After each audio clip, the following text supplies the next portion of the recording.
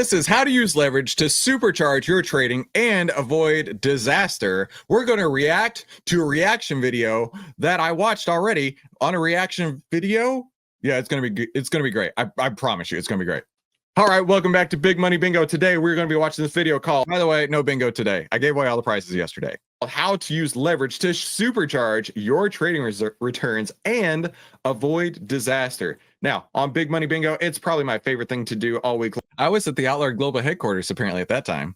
I need you to help me out and let me know where you see one of these things in the video. So while we're watching this live, do me a favor and hit something like N2 if he says don't buy the dip, or B1, B5 that says market cycle, because we're going to learn, we're going to earn, and somebody is going to win Big Money Bingo today. So if you're ready for it, let's go. Most people believe leverage is dangerous, and they're right when it's used at the wrong time. But when used systematically and in the right environments, leverage can dramatically enhance returns whilst keeping risk under control. That's the central insight from Michael Gade's award-winning study, Leverage for the Long Run, a systematic approach to managing risk and magnifying returns in stocks. And today, we're covering the unbelievable findings from the study that will change your view on leverage. Let's dive in. By the way, I'm a huge fan of leverage. Huge fan of leverage, right? My return so far this year, I'm up 56%. Oh, I'm down at 38% now, but it's okay. And most of this time, I've been in cash. And then I took leveraged investments, which we showed right here on the channel, over and over when they came through. Only 15 of those this year. I'm up 56%. I just saw someone in the chat say they were up 191%. Theo is up 191%. You cannot do these things unless you are trading with leverage. Now, leverage cuts both ways. This guy sounds like he knows what he's talking about. I mean, not only does he have an amazing shirt and hat, it seems like he's at the world headquarters of some amazing place that's having total world domination. But he's got some great points, right? Leverage can absolutely hurt you if you do not know what you're doing. And I'm sure that that's what he's going to talk about in this video here. It will be really funny if I disagree with myself. So I'm very excited to hear as we go along. And like I say, if you see something like Brandon said, he saw 05 in the chat.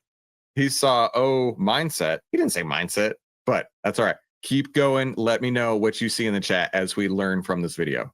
Michael Gade, a two-time Charles H. Dow Award winner, was the chief investment strategist at Pension Partners when he co-authored the paper with Charlie Bolello, director of research.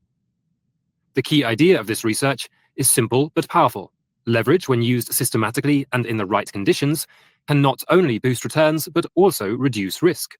The strategy works by applying leverage only when the market is favorable, specifically when the market is above its moving average. And hang on, moving average. I heard moving average. I know that's on here. While that amazingly handsome guy is looking for a price over any moving average, doing some research. Who said this? Hold on. Where'd it go? I just saw it a minute ago.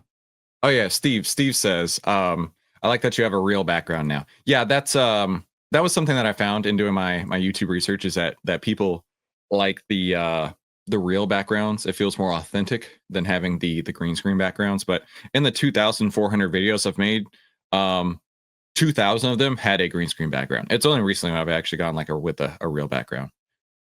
Here we go.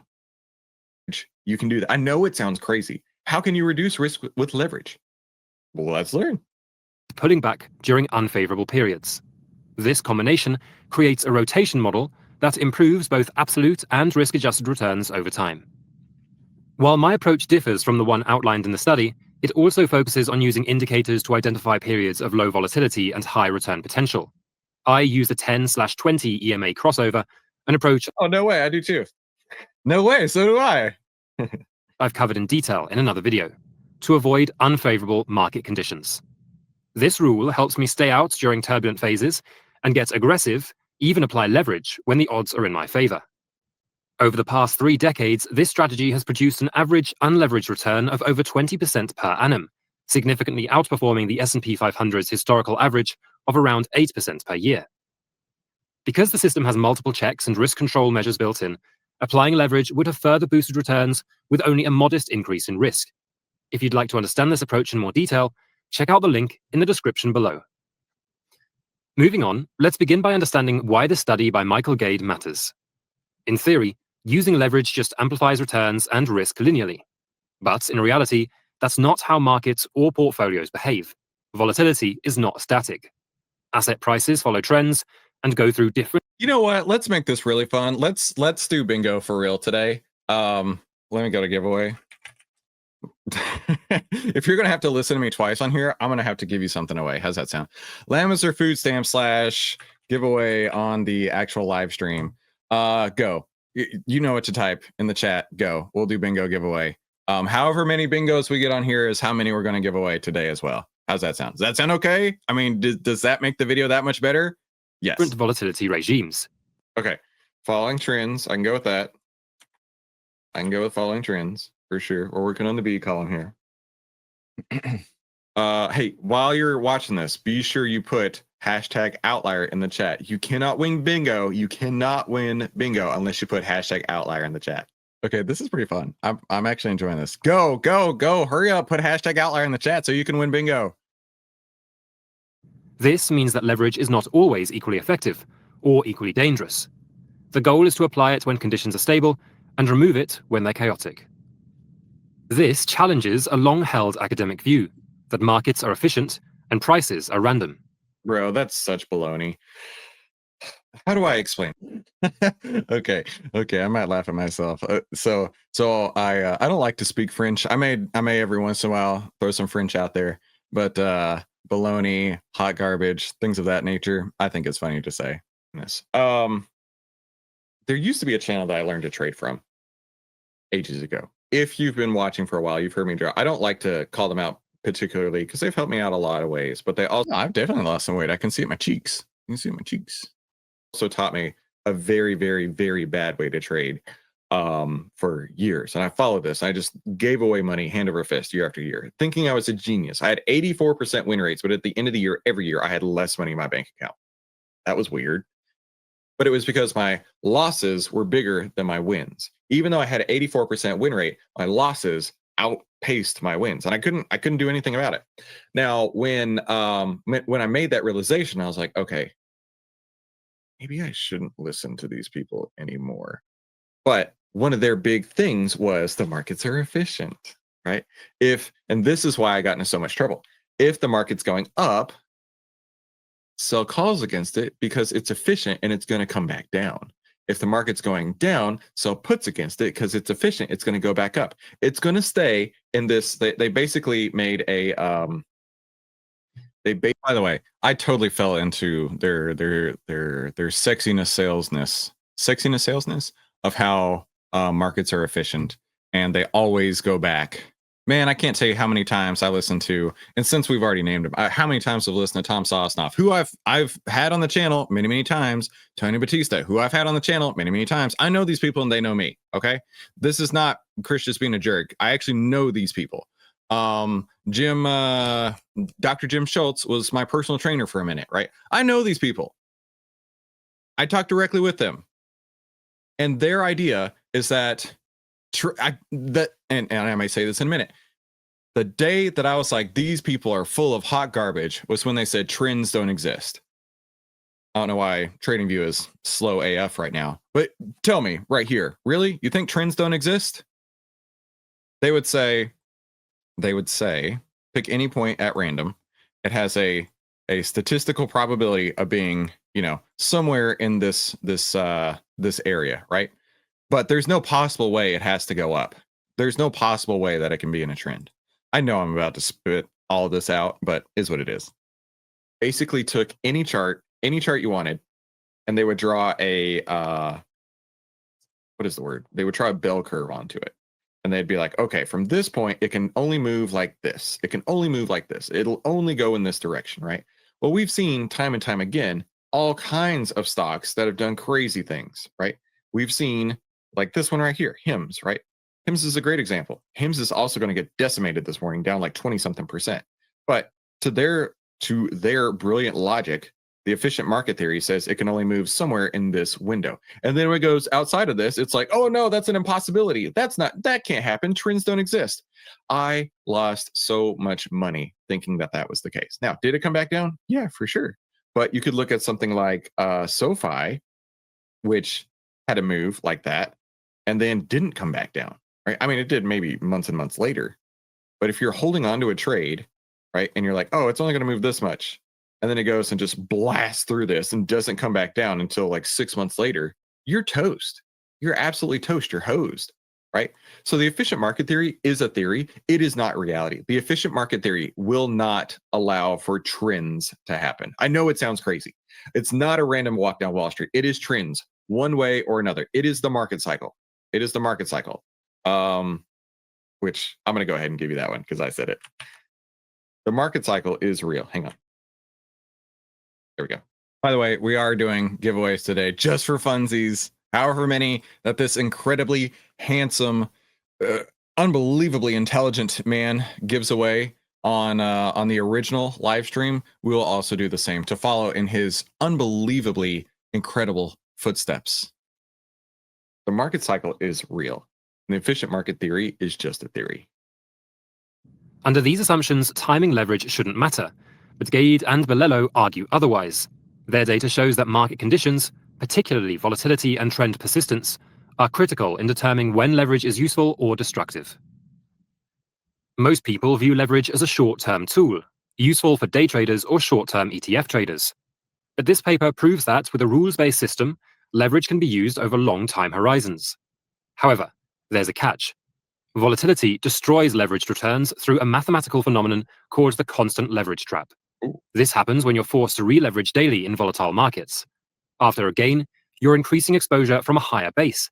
After a loss, you're decreasing exposure from a lower base. Okay, I know where he's going with this. So there's things like a leveraged ETFs, which I don't use for this exact reason. Oh, okay, this is great. We actually are, this is actually great. We are actually considering using leveraged ETFs in part of the plan ETF. We've got plan A, plan M, and plan ETF. A lot has changed since June. And leveraged ETFs, thanks to Scott doing a ton of research, may be part of that plan, which I am very, very, very interested in doing right now. Yeah, something different now. Yeah, interesting. Okay, whoever suggested it to see if this random guy would agree or disagree with that unbelievably handsome, generous, selfless, caring individual like he is right there. That was a great idea. Let's say that you had 1%, 2%, 3%. Actually, let's do it like this. So 1%, 2%, 3%, 4%, 5%.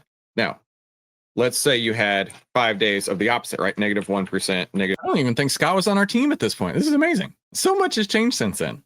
-2%, -3%, -4%, and then -5%. Okay. Let's say that you started at 100. Right? Yes, that's right. And not only is he incredibly handsome, intelligent, wealthy. I forgot wealthy, but he's also modest as well. Thank you, Julian. I didn't want to forget that. We're starting here. And then you're like, oh, I'm going to buy this this leveraged ETF. And so even though it is currently at, $100, we're going to say that's a 2x leveraged ETF. So this times 2. Okay. Hold on. This is going to rock your socks. This is going to rock your socks. Hold tight. And you're like, okay, cool. So, in theory, right? If I have 100 and it has this run and then it has this run, I should be back to 100, right? Let's see just how far off from 100 we get, right? So let's go this times this. Let's lock the cell down. Oh, no, we don't want to lock the cell down. So, and then we need to say this plus the one before it. There, that should do it. 102, 106.8, 112. Let's make these dollars a little bit easier to read. And let's do that. Okay. So by the end of these 5 trades, we've taken our $100 up to $133. Pretty cool, right? Pretty cool, right? Let's see what happens next. Okay. Let's see what happens next. Let's take these 5 trades. Okay. Now we're down to 130, 125, 118, 108, 90. Wait a minute. What's happening here? I thought I'd be at 100, right? Going up 10, 2, 4, 6, 8, 10, and then going down 2, 4, 6, 8, 10. Shouldn't I be back at 0, right? Go back to 100. Wait a minute. Well, just hold on a second here. They had the same gains up and then the same gains down. How do I have less money? This is what we're talking about here, right? Every time a leveraged ETF, right, goes through this, or really any type of losses, they're just magnified in leveraged ETFs. Your losses are bigger than your wins. Your losses are going to be bigger than your wins. And because of this is why leveraged ETFs are dangerous. I do not trade. I did years ago, but I do not trade this now. But I just might hear the next hot minute. Oh man, how things have changed. This whipsawing erodes compounding power. So even if the market goes nowhere over a week, a leveraged position can underperform due to this past dependency. Right. Remember, we had 5% up and then 5% down. So in theory, this should net to zero. But in reality, we're actually losing money. Consider August 2011. Over 6 highly volatile trading days, the S&P 500 had a cumulative gain of 0.51%. But a 2x leveraged version of the index lost 0.14%, and the 3x version lost over 2%. That's the constant leverage trap in action. So when is leverage actually effective? The answer lies in environments with low volatility and trending performance, where gains come in streaks and not in erratic jumps. These are the conditions where leverage works, because compounding becomes your ally and not your enemy. The challenge... And this is what and I didn't even know this was going to happen. Thank you, Julian. And the reason that we adapt and change the plan is because we get new data, right? So historically speaking, I would not have traded leveraged ETFs, and I still wouldn't have traded ETFs until leveraged ETFs, I should say, until Scott presented this data. Scott, our in-house quant, presented this data to say, hey, wait a minute, I have something that actually looks like it's going to be very, very impactful. And then he has the data to support why he's come to that conclusion. And then we can implement that right away. Yeah. Why wouldn't you want to do that? I think only a fool would take a stance and then be presented with data as to why that stance should change and then not change anything. And that guy right there, he's no fool. My account looks like, right? We got these stair steps up. Right, stair steps up. This is when volatility is helping you. I'm sorry, this is when leverage is helping you. Where leverage works, because compounding becomes your ally and not your enemy. The challenge is figuring out when these favorable conditions exist. That's why I use the OVTLYR 9. Makes it a lot easier. Enter the moving average. Rather than using it as a trend following or entry timing tool, Dr. J says that's the rest of YouTube finance. Well, I think the rest of the people who do YouTube finance, the finfluencers like myself, aren't actually traders, right? I think the vampire is a salesman. I don't think he trades anything at all. I think his one job is to get people to watch his masterclass, and then they can sell them a $10,000 a quarter package. I think that's exactly his job. Then there's others like the Zip trader who comes on. He's like $75 in this one stock, and you can retire by the end of the year. And he talks so fast, and he uses what's called Heikin-Ashi candles, where it looks like anytime he picks a stock, it goes vertical, and anytime he says to sell, it goes absolutely down to zero. And I don't think that there's any channel out there, and granted, of course, I could be completely mistaken, where we are as transparent, or that is as transparent as what we are, right? And we have a full data team backed with the one goal of helping you get Masters of the Universe money. Okay. Now, granted, I can't guarantee anything. I can't promise anything. And Masters of the Universe money, of course, is a hyperbolic statement. But the point is that we want to show you how to actually trade using data, because only data pays. And at the end of the day, at the end of the week, at the end of the year, if I can be successful and you've watched me on YouTube live doing the actions that have made me successful, wouldn't you think that you could also achieve at least some level of success? That's the point. In fact, I was just thinking about this, Chris. We should set a reminder to do this every 2 months on this video, and just like make it more and more Inception all the way down. That would be super funny.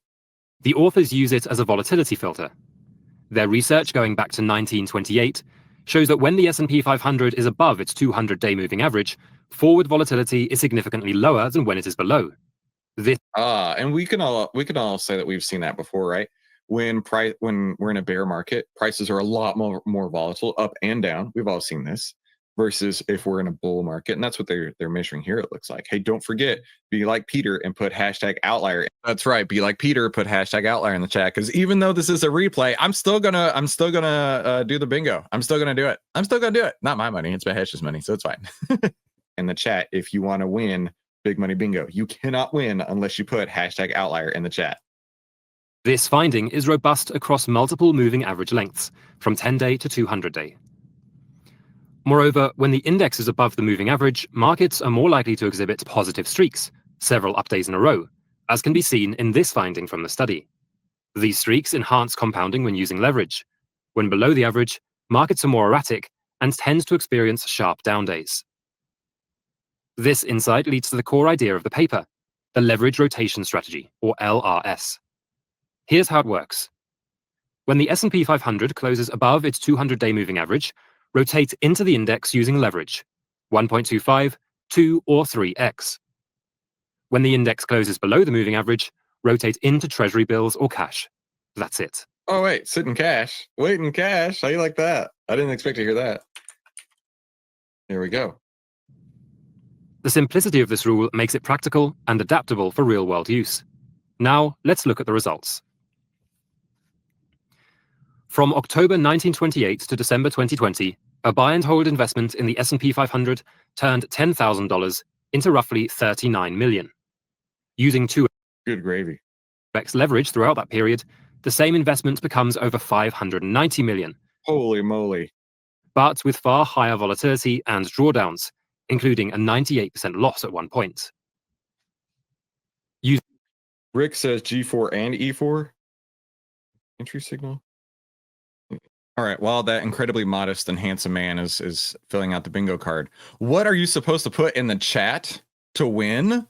Well, Mr. Baby Batman taking a bath, you got to put a hashtag outlier in the chat if you want to win. And at that point in time, we didn't have the merch. He's giving away $10 Amazon gift cards. Now we give away merch stuff. It's going to be great. Going back to this, right? Look at the difference here, right? Just outright on its own, 39 million. Leveraged 590 million. Scott, take note right there. Take note, Scott. 3x leverage, 2.7 billion. That's crazy talk. But also that's nearly 100 years. Leverage is applied conditionally using the 200-day moving average. The outcomes are strikingly different.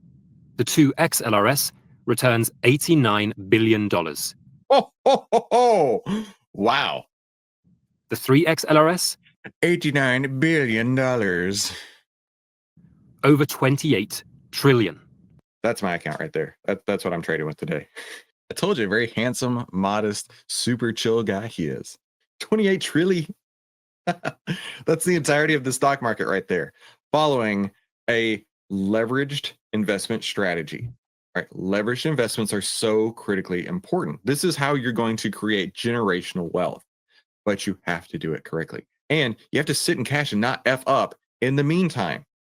Right? This is following a strategy with entry signals and exit signals. This is not, oh, what's trending on Twitter today? What's trending on Wall Street Bets? Oh, let me go play this game real quick. By the way, since Scott's watching live, and Scott presented this idea with the triple leverage ETFs, was this where you got the idea that you're like, hey, you know what? Maybe we actually need to start implementing these as part of our strategy because it's brilliant. Unbelievably brilliant. Plan A, Plan M, and then Plan ETF. And this would fall into Plan ETF. Unbelievably brilliant. Let me go take this bet real quick. Versus having a plan and systematically following that plan. Right? There's a big difference in professional investors and people who just gamble in the stock market. You get to choose which one of those two people you get to be. I would choose to be an investor. I'm just saying. That's not just an improvement in absolute return. It's a massive boost in risk-adjusted performance too. The Sharpe ratio, which is a measure of risk-adjusted return, and Sortino ratio, which is a measure of downside risk-adjusted return, are significantly higher under the leverage rotation strategy compared to constant leverage or unleveraged. I just reacted to the Scrooge McDuck money that Rick posted a while ago. I was like, oh yeah, Rick, for sure. And then I was like, wait a minute, that was from the old video. Buy and hold. Maximum drawdowns are lower and volatility is reduced. In fact, in all 4 of the worst I know, this is getting weird, and I love it. I don't know about you guys, but I like weird and awkward. bear markets in US history, 1920. You gotta do a Batman voice so we can tell which Chris is talking. Actually, I was just thinking about this. I was laying in bed this morning. I need to order my Batman cosplay. I found a really cool place. So here's the thing. I am allergic to latex. And when I was looking for different places, of course, you know, they're talking about the cowls being latex. And I'm like, okay, that's not cool. That's actually how I found out that I was allergic to latex. When I was 9 years old, I had a werewolf mask. And I remember walking through the neighborhood, doing all the trick-or-treating. And then, you know, my mom picking me up, and I was like, Mom, my face is on fire. Everything burns. And that's how I found out I was allergic to latex. So I have to find one that's latex free, and that could be a challenge. 1973, 2000, and 2008, the LRS delivered dramatically smaller drawdowns than buy and hold. In the Great Depression, Right. Remember, in these examples here, they're going to cash, or they're going to T-bills, or they're going to some sort of risk off asset versus being in the market right here, right? the S&P fell 86%. The 3x LRS strategy dropped 49%. Which, that's tough. That's really tough. I would bet you, if you were going through this, you would, I can't imagine somebody going through a 49% drawdown and be like, oh man, I'm such a genius. This has worked so great. No, you're probably questioning everything at that point. You know, you've forgotten that the market's down nearly 90%, but you're still on the other end saying, oh man, I've done everything wrong. Can't believe I'm down this much. And then that is where people go really, really sideways. And when I mean sideways, I mean like off the rails. They have a systematic plan that is working. They have proven mathematically, hey, this is working. However, when they go through a losing streak, they throw it out the window and they're like, I have to do something completely new and different. Even though you've outperformed this tremendously, even though historically it has shown to be amazing gains. This is well, there we go. Totally free plug right here for any outliers in Sheffield. It's Monument Coffee, Sheffield S119PL, free Wi-Fi, and a random guy on the internet every single day. So everybody send some love over to Daz by typing Daz in the chat right now. Type Daz in the chat to show some love over to Daz. Just an investor psychology thing. When you go through a losing streak, even though you're doing great comparatively, a lot of people just throw it out the window. Kind of risk reduction allows investors to stay invested and recover faster. Recovery time is key. After the 1929 crash, it took a buy and hold investor until 1946 to break even. But under the LRS, a 2 times leveraged investor was back to new highs by 1936, 10 years earlier. This shows 10 years earlier. You know, when we talk about people who buy the stocks on the way down, let's go to something like AMD, right? If you buy AMD as it's crashing down, we don't know how long it's going to take to get back to here, right? Let's say you bought in December, only until June. So literally 7 months to get back to break even. 7 months to get back to break. By the way, I made a lot of videos on people who were saying you got to buy AMD all the way down, and they were right in this time frame. So the people who were buying AMD in December are just now breaking even. You don't have to do that, right? You can be in profit as fast as you possibly can. In fact, the faster you get to profit, the faster you know if you're going to be right or wrong. And it's okay, right? It is totally okay to take a loss, but it's not okay to have to take an investment where you're sitting for 7 months because it's finally now doing great. 7 months to get back to that point. That's no fun at all. You know what? Let's do look at AMD now, right? Since the last time that unbelievably handsome guy, wow, everything's red. Since the last time that quite generous man was talking about this was in June, right? It went up gangbusters since then.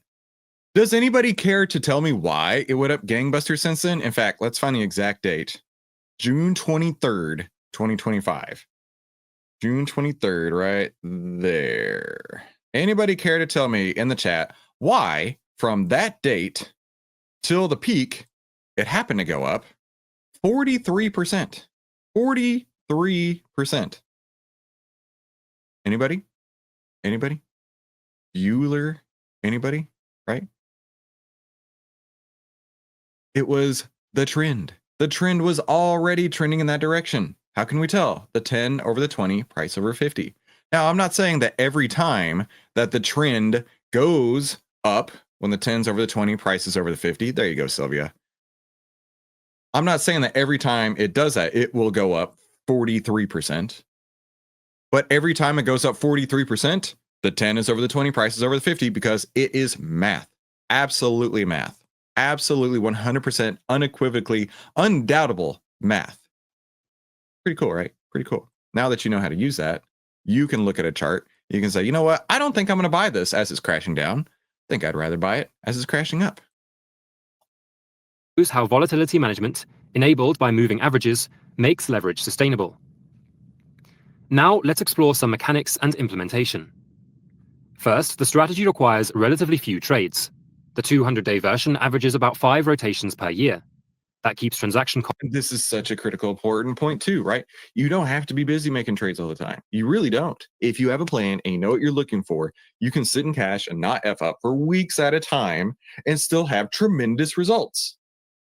There's no sense in trying to trade constantly. There's no sense in battling yourself, battling the market, battling everything else when you don't have a setup there. So taking less trades is what I do. And that's why I've only put on 15 trades this year. I think, honestly, that's my opinion. I think it's the best way to go. Costs low and makes execution manageable, even for retail investors. Secondly, the strategy assumes a 1% annual cost for leverage, which is comparable to what many leveraged ETFs charge today. Speaking of ETFs, modern execution is easier than ever. Products like SSO, 2x, and UPRO at 3x can replicate the strategy without needing to manually re-leverage daily. While leveraged ETFs don't perfectly track the index due to expense drag and slippage, they will approximate the core effect. And Gaid's paper shows that the results remain strong even with these imperfections. In addition, the authors highlight that moving averages can help avoid tail risk, those rare extreme down days that... Yep. We've shown this before, how just following the 10 EMA, just following the 20 EMA will get you out of the way before these big moves happen. I'm not saying they can't happen, but they get you out of the way before the worst of it happens. It's just math. Wreak havoc on portfolios. As can be seen in this chart, historically, the worst 1% of trading days occurred predominantly when the market was already below its moving average. For example, What I just said. October the 19th, 1987, and October 28th, 1929. By the way, I did a video about this always happens before a crash. Maybe we can go react to one of my reaction videos as well. But I went through every crash in history, and I showed, and I'll do some of it right now. This is live Chris, by the way, not oldie Chris, but live Chris. Let's do 1987-10-01. Okay, and then we got to go to SPX though. I may have to do that again. Hang on. There, go to. There it goes. Every single time there is a crash, if TradingView wants to load faster, that would make my life a lot easier because I still don't see the 10 EMA. But every time there is a crash, it will close under the 10 EMA. It will close under the 20 EMA. And it will close under the 50 EMA. You will have all kinds of warning lights. Now, before this happens, let's go over here. It doesn't mean that every time it closes under the 10 or under the 20, under the 50, it's going to crash. That doesn't mean that's going to happen. But every time it crashes, it must, mathematically speaking, close under the 10, 20, and 50. And you get headlights, you get warnings, you get big yield signs on the side of the road saying something's not right. Take the time to get out of the way before the big moves happen. Let's go to October 1929. What do you want to bet that it happened again? What do you want to bet? What do you want to bet? Let's see. What do you want to bet? Now, granted, record keeping was a little different back then, but what do you want to bet?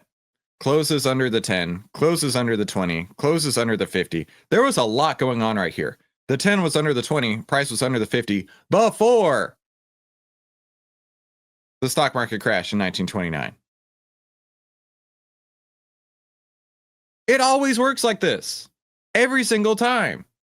Yet people don't want to put 3 moving averages on their screen to know when a stock is moving up or when a stock is moving down. It's really not that hard. Even back in the Stone Age, they could have figured this out.